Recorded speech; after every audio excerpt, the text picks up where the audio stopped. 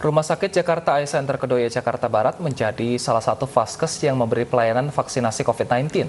Pada fase pertama ini, pemberian vaksin dikhususkan bagi tenaga kesehatan.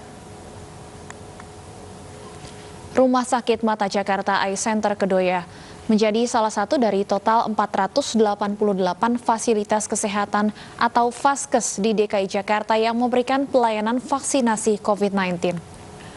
Pada tahap pertama ini, pemberian vaksin dikhususkan bagi tenaga kesehatan.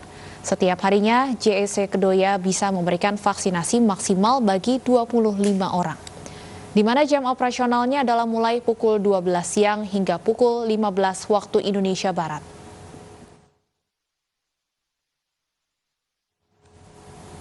Dan pemirsa, untuk mengetahui informasi terkini sudah bersama kami Lineke Utsiki di RS Jakarta Eye Center Kedoya. Lineke, bagaimana proses vaksinasi di sana? Wilson, Stefani, dan juga pemirsa, hingga dengan saat ini proses vaksinasi masih terus berlangsung di Rumah Sakit Mata Jakarta Eye Center Kedoya, Jakarta Barat. Dan tadi sudah satu orang atas nama Dr. Reverano Agustiawan yang juga merupakan Direktur Utama Rumah Sakit Jakarta Eye Center sudah divaksinasi. Tapi sebelum kita bertanya-tanya mengenai proses vaksinasi, saya akan menjelaskan terlebih dahulu mengenai alur pemberian vaksinasi. Yang pertama adalah tenaga kesehatan yang sudah mendapatkan pesan singkat terkait jadwal vaksinasi dan rumah sakit rujukan.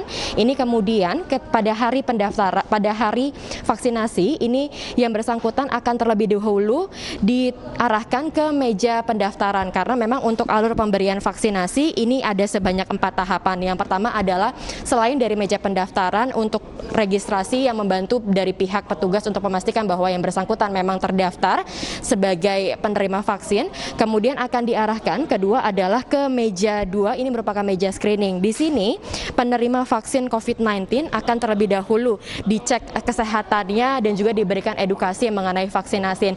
Ada sebanyak 16 pertanyaan yang kemudian harus diisi oleh penerima vaksin untuk mengetahui bagaimana kondisi yang bersangkutan. Apabila dari ke-16 pertanyaan tersebut ada salah satunya kemudian dinyatakan tidak memenuhi kriteria, maka penerima vaksin ini harus mengatur ulang jadwalnya. Karena memang bagi penerima vaksin ini dinyatakan harus sehat, ada sejumlah kriteria, tidak boleh sakit, tidak boleh demam, dan juga berusia 18 hingga dengan 59 tahun. Kemudian di tempat screening yang ketiga, di meja ketiga ini merupakan tempat divaksinasi. Disinilah setelah dinyatakan memenuhi kriteria, kemudian yang bersangkutan ataupun penerima vaksin akan menerima suntikan vaksin.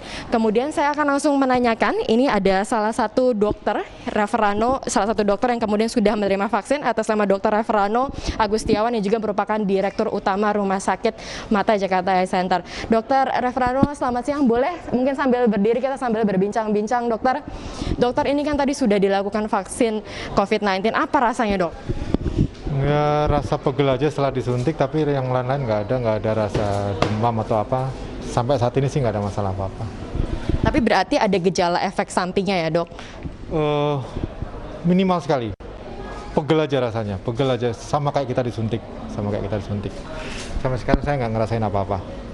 Sampai sekarang tidak merasakan apa-apa, tapi memang ada gejala efek samping. Tapi nanti itu kan tentunya gejala tersebut akan hilang dalam waktu kurun beberapa jam ya, dokter ya.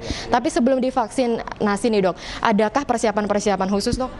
Nggak ada yang khusus ya, saya cuma memastikan bahwa saya tidak ada masalah faktor risiko, contohnya diabetes, tekanan darah tinggi, dan lain-lain.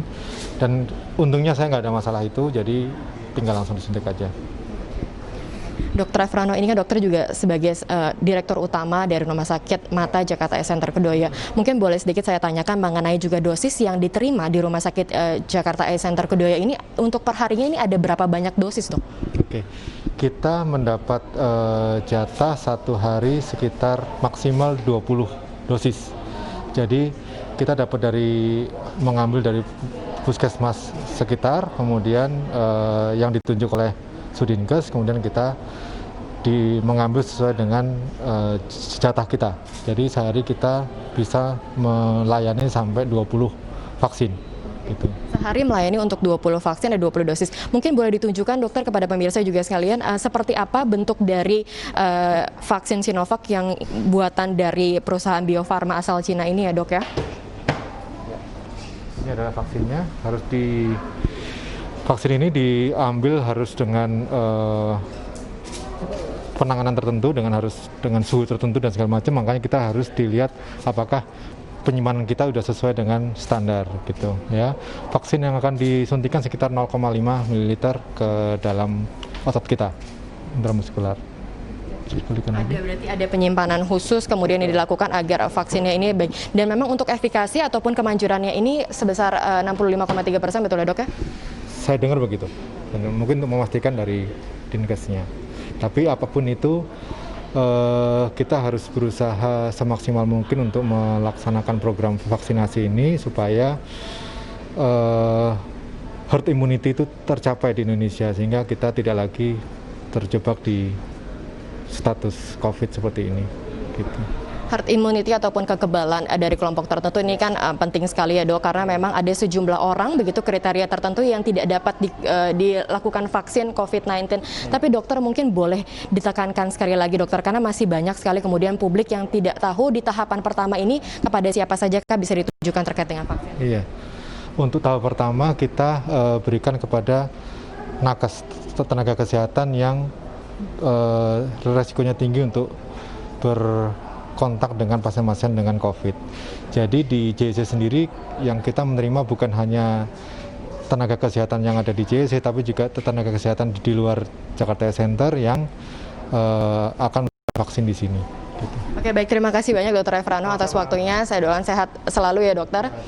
Wilson, Stephanie, dan juga pemirsa, meskipun ini sejumlah tenaga kesehatan sudah dilakukan vaksinasi ini, tetapi bukan berarti kita tidak boleh lengah, harus selalu mematuhi protokol kesehatan 3M, mencuci tangan, menjaga jarak, dan juga menjaga kebersihan, karena hingga dengan saat ini tentunya kalau kita lihat untuk kasus positif di Indonesia ini masih mencatat kasus yang terbilang cukup tinggi. Kembali ke Wilson dan juga Stephanie.